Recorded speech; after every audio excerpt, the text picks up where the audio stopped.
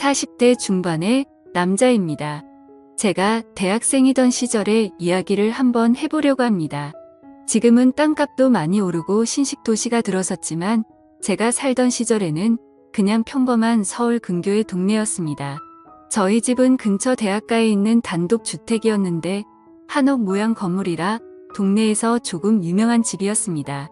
이 정도만 듣고도 제가 누군지 알거나 어느 동네를 말하는지 눈치채실 분들도 있겠네요.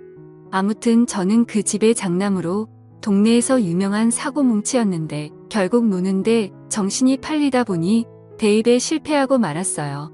아버지 없이 자란 놈이 학벌도 안 좋으면 세상 어디다 쓰겠냐는 어머니의 말에 정신 차리고 재수까지 했지만 결과는 썩 좋지 않았습니다.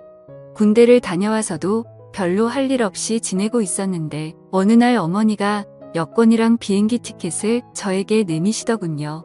무슨 일인가 했는데 아버지가 생전에 친했던 친구분을 통해 유명한 곳은 아니지만 외국에 있는 대학교에 입학 수속을 밟아놨다고 거기 들어가서 딱 4년만 고생하고 졸업장만 받아오라고 말하시는 거예요.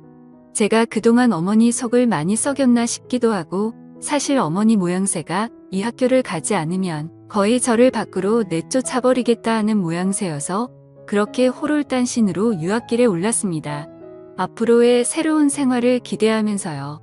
부끄러운 이야기지만 사실 결과는 그렇게 좋지 않았습니다. 첫 해에는 그나마 마음 잡고 공부를 하려고 했는데 공부를 잘하던 사람도 아닌데 갑자기 외국에 나가 다른 나라 말로 공부를 하라니 아주 고역이더라고요. 그런 힘든 시기를 보내는 건 저만이 아니었는데 학교에도 저같이 최종 학력을 위에 들어온 한국 친구가 있었습니다. 둘이 죽이 잘 맞기도 하고 해서 외국에서도 동네방네 사고를 치고 다니기 시작했는데 결국 학교에서 제적을 당하고 말았습니다. 두려워서 어머니께는 말씀도 못 드리고 이러고 저러고 있다가 결국 체류 기간이 끝나버려서 몰래 귀국했어요. 집 앞에 도착했는데 어머니가 날 보면 보고 싶었다고 좋아하실까? 아니면 정말 어디에다 넣어둬도 똑바로 하는 것 하나도 없는 한심한 놈이라고 욕을 하실까?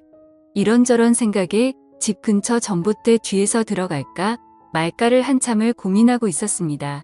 그러면서 시간을 보내고 있는데 골목 어귀에서 여자들 웃고 떠드는 목소리가 들리더라고요. 탈량 같은 성격은 어디 버리질 못하는지 들려오던 목소리 쪽으로 고개가 절로 돌아갔습니다. 근처 대학교를 다니는 여대생으로 보이는 한 무리의 여자들이 3-3-5 모여서 지나가더라고요. 그 중에 키가 옆에 있는 다른 여자들에 비해 조금 작지만 그 여자들 무리 중에서도 얼굴이 제일 예쁘고 몸매는 그 중에서도 단연 돋보이는 여자와 눈이 마주쳤습니다. 그녀는 저를 조금 이상한 눈으로 쳐다보면서 지나갔어요. 그도 그럴 것이 전봇대 뒤에 웬 남자가 몸통보다 커다란 캐리어를 들고 우물쭈물대는 모습이었을 테니 의심 가는 건 당연한 거겠죠? 여자들이 지나가니 저도 모르게 고개가 따라갔는데 이 여자들이 한 명도 빠짐없이 전부 다 우리 집으로 들어가는 게 아니겠어요? 그래서 이게 무슨 상황이지?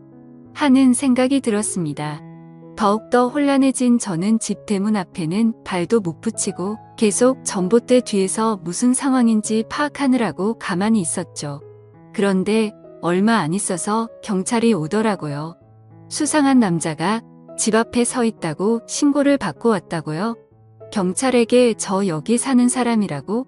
이 집 아들이라고 설명을 드렸는데 믿지를 않아서 결국엔 현관문 초인종을 누르게 되었습니다. 어머니는 식당에 일러갔을 시간이라 없을 터이니 결국 아까 그 조그만 여자가 나와서 경찰에게 저 사람이 맞다고 수상한 사람이라고 하더라고요. 그렇게 경찰서까지 다녀와서 어머니에게 연락을 드리고 귀를 꼬집힌 채 질질 끌려 집까지 왔습니다. 거실에서 무릎을 꿇고 앉아 혼나고 있는데 여자들이 한 명씩 번갈아 가며 나오면서 저를 흙을 틀고 보더라고요. 한참을 혼내다가 그래도 자식 이기는 부모 없다고. 어머니는 얼마나 힘들었으면 거기서도 그랬겠냐며 차라리 잘 됐다고. 손이 모자라서 힘들었는데 엄마 하는 일이나 도우라고 하더라고요. 우리 집에 있는 저 여자들은 뭐냐고 물었더니 여자 혼자 몸으로 자식 새끼 외국에 보내놨더니 학비에 너무 힘들어서 제가 없는 동안 빈 방을 하숙집으로 돌리고 계셨던 것이었습니다. 여자 혼자 가는 집이라 처음에는 남학생들을 받았었는데 매일 술에 취해서 행패 부리고 그러는 대학생들을 어머니 혼자서는 감당을 못하시다가 다 내쫓아버리고 여대생들만 받게 되었다고 하셨습니다. 제가 쓰던 방도 이미 여대생 중 한 명이 차지한 상태였고 저는 다락방 신세를 지게 되었어요. 여자만 사는 하숙집에 남자가 들어와서 불편해하는 학생들을 위해 어머니는 2달치 방세를 깎아주는 조건으로 여대생들을 설득했습니다. 그 최고가 작은 여자가 저를 몹시도 불편한 눈으로 쳐다보고는 제가 쓰던 방문을 열고 들어가더군요. 저도 너무 화가 났습니다. 저 여자 때문에 경찰서도 다녀오고 심지어 제 방까지 빼앗긴 꼴이었으니까요. 덕분에 하숙집 손해를 많이 봤다며 식당 일을 도우게 되었죠. 아무튼 그렇게 5명의 여대생들과 동거 아닌 동거를 시작하게 되었습니다. 그래도 왕년의 여자 꽤나 올려본 저였던지라 같이 사는 여대생들하고 친해지는 건 문제도 아니었습니다. 오히려 여자들하고 같이 살게 되니 좋더라고요. 어디 멀리까지 안 가도 젊고 예쁜 여자들이 항상 집에 있고 친해지다 보니 술도 자주 마시고 무슨 일이 있을 때마다 저를 불러서 도움을 요청하는데 애인이 5명이 동시에 생긴 것 같은 기분이 들었습니다. 무더운 여름 때였는데 마당이 딸린 주택이다 보니 거기다가 자리를 깔고 술도 자주 마셨습니다. 미녀 여대생들과 마시는 술은 무엇보다 값진 추억이었어요. 그녀들이 여름이라 옷들도 시원하게 입고 있노라면 고개를 둘 곳을 찾지도 못할 정도로 어디를 봐도 숨이 턱 넘어갈 만큼 여자들에게 둘러싸인 환경은 남부러울 것 없었죠. 그런데 단 한 명, 저를 보고 경찰을 부른 그 여자와는 도무지 친해질 수 없었습니다. 첫 만남부터 살짝 어긋난 것 때문인지 묘하게 저와는 거리감을 두더라고요. 어차피 하숙집을 떠나면 또 만나겠어 하는 생각도 있고 다른 여자들과는 사이가 좋으니 별로 신경은 쓰이지 않았습니다. 제가 지내는 다락방은 어머니가 지내는 방 바로 옆에 들어가는 문이 있었는데 그 문은 제가 살 때는 없는 문이었습니다. 학생 한 명 더 받아보겠다고 무리하게 문을 만들어 개조를 했는데 아무리 잘 꾸며놔도 누가 곰팡 내나는 다락방에서 살고 싶어 하겠어요.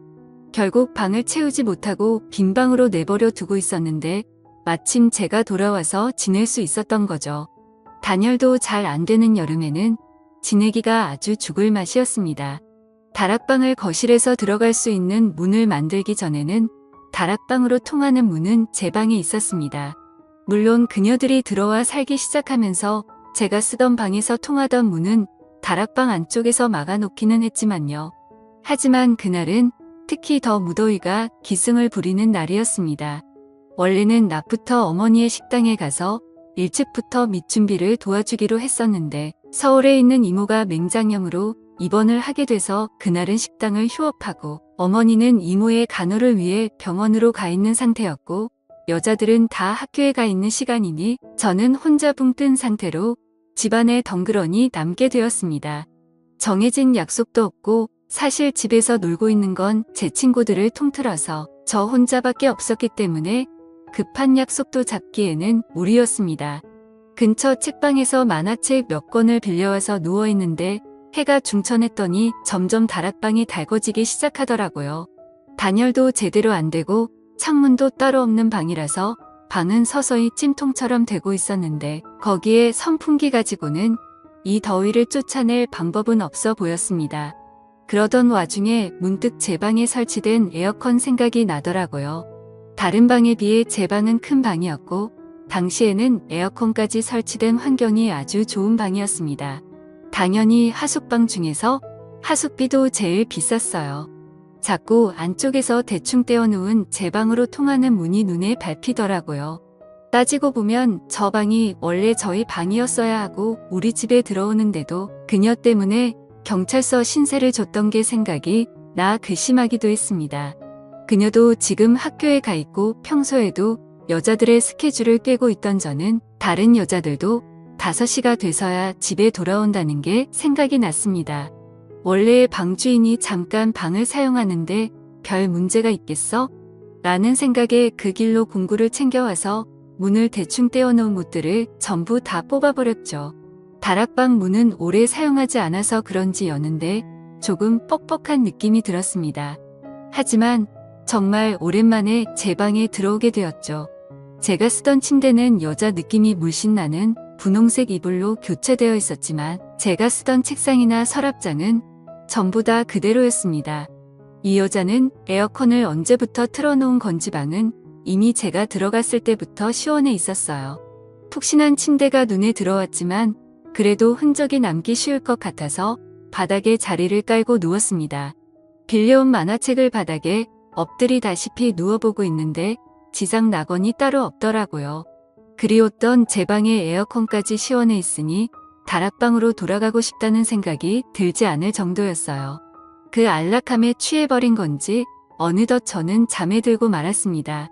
현관문이 열리고 집 안으로 여자들이 돌아오는 소리에 놀라서 잠에서 깨버렸는데 너무 당황한 나머지 어쩔 줄은 모르고 있다가 그대로 침대 밑으로 굴러들어가 버렸어요. 침대 밑에 숨어서 심장은 터질 듯이 뛰고 있는데 지금 생각해보면 여자들이 돌아온 걸 깨달았을 때 얼른 다락방 문을 통해 들어갔어도 되지 않았겠나 싶은데 절대는 없는 거니까요. 만약에 문이 삐그덕거리는 소리에 제가 들어왔던 걸 눈치채면 가뜩이나 사이도 안 좋은데 방에 몰래 들어왔다는 낙인이 찍히고 어머니가 하는 하숙집 사업도 망할 수도 있지 않겠나 싶어서 침대 밑에서 숨죽여 상황을 지켜봤습니다. 그녀가 방으로 들어왔는데 정말 심장이 터질 것만 같은 기분이 들더라고요. 너무 빨리 뛰어서 밖에서 들리지 않을까 하는 걱정도 되었는데 다행히도 그녀는 제가 침대 밑에 있는 걸 눈치채지 못한 것 같았습니다. 한참을 침대 밑에 누워있으니 몸이 뻐근하고 불편했지만 저와 어머니의 미래를 위해 숨어있는 걸 포기할 수는 없었습니다. 그 와중에 또 남자라고 침대 밑에서 그녀가 뭘 하고 있는지 너무 궁금하더라고요. 고개를 돌리니 그녀의 맨발밖에 보이지 않았는데 침대 밑 틈으로 살펴보니 그녀는 책상 앞에 앉아 있었습니다. 저를 등지고 있었기 때문에 제가 고개를 살짝 빼도 눈치채지 못할 것 같았습니다. 확실히 얇은 나시티를 입고 있는 건 보였는데 밑에는 의자 등받이에 가려 뭘 입고 있는지는 확인이 되지 않았습니다. 그렇게 틈으로 그녀가 뭘 하고 있나 몰래 살펴봤어요. 책상 위에서 잠이라도 들면 도망칠 타이밍이라고 생각을 했습니다. 얼마나 버틴 건지 이젠 파악도 안 되는데 그녀가 가방에서 무언가를 주섬주섬 꺼내더라고요. 그녀는 방 안에 혼자서 그녀만의 시간을 즐기기 시작했습니다. 혼자 중얼중얼거리기 시작하며 열심히 꼼지락댔어요. 그녀가 중얼대는 이야기를 들어보니 저는 참을 수가 없었습니다. 침대 밑 틈으로 고개를 다시 빼서 그녀가 뭘 하고 있나 살펴봤는데 가방에서 꺼낸 종이 인형들을 가지고 인형극 같은 걸 하고 있었어요. 날카롭고 신경질적인 여자인 줄 알았는데 생각보다 아기자기하고 귀여운 취미를 가지고 있더라고요. 공주님이 어쩌고 왕자님이 어쩌고 하는데 그녀에게선 전혀 찾아볼 수 없던 이미지였기 때문에 저도 놀랐습니다. 한참 그녀가 혼자 떠드는 이야기가 끝나가고 저는 그녀가 혼자서 그러고 있는 걸 끝까지 지켜봤습니다. 그녀의 의외의 모습에 마음속 한구석에 이상한 감정이 생기는 것 같았습니다. 그렇게 그녀를 지켜보고 있었는데 그녀가 책상에서 벌떡 일어나더니 제 쪽으로 몸을 틀더라고요. 너무 찰나의 순간이라 제가 침대 밑으로 고개를 빼고 있는 것도 인지하지 못하고 그렇게 그대로 그녀에게 들켜버리고 말았죠. 그녀는 저를 보고 방이 떨어져 나갈 정도로 소리를 질렀는데 저도 그 소리에 깜짝 놀라 침대 밖으로 튀어나와서 그녀의 입을 틀어막고 미안하다고 사과하며 제가 다 해명할 수 있다고 그녀를 설득했습니다. 다락방이 너무 더워서 에어컨을 잠깐 바람 좀 쐬러 나왔다가 잠들어버린 자초지종을 설명했는데 그녀는 그 상황은 이해하겠지만 그녀가 혼자서 즐기던 구연 동화를 들었다는 사실에 수치심을 감추질 못하더라고요. 저는 그녀의 동화를 끝까지 들었기 때문에 아니라고 처음 들어보는 동화였는데 그렇게 재밌던 동화는 없었다고 칭찬을 해주었는데 그녀가 의외라는 반응을 보이며 좋아하더라고요. 유치원 교사가 꾸민 그녀는 미래의 학생들을 위해 연습을 하고 있던 것이었습니다. 오히려 그런 마음씨가 더 예뻐 보이고 어느 날부터는 자기 전에 그녀가 자꾸 떠올라서 잠도 이루지 못하겠더라고요.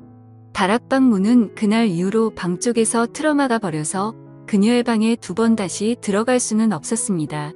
그날 이후로 그녀도 제게 마음을 열어 다른 여자들하고 술을 마실 때도 참석하고 저와 몇 번의 시간을 보내기도 했습니다. 그녀도 저도 서로를 의식하고 있었지만 누가 먼저 나서서 서로의 마음을 내비치지는 않았습니다. 그렇게 그녀는 학교를 졸업하면서 하숙집을 떠났는데 그때까지도 그녀는 저의 마음을 눈치만 채고 있었지 확인받지 못했죠. 지금은 저도 이렇게 어른이 되었고 가끔씩 어머니의 집에 가서 저와 그녀의 방이었던 그곳을 바라보면 그때 제 마음을 전하지 못했던 게 가끔은 후회가 됩니다. 지금의 아내와는 아무런 문제가 없지만 제가 그녀에게 제 마음을 일찍 말했더라면 제 옆에 있는 사람이 다른 사람일 수도 있지 않을까 하는 생각을 하면서 이만 사연 마치겠습니다. 오늘의 사연은 여기까지네요. 긴 사연 끝까지 들어주셔서 감사합니다. 구독과 좋아요 잊지 말아주세요.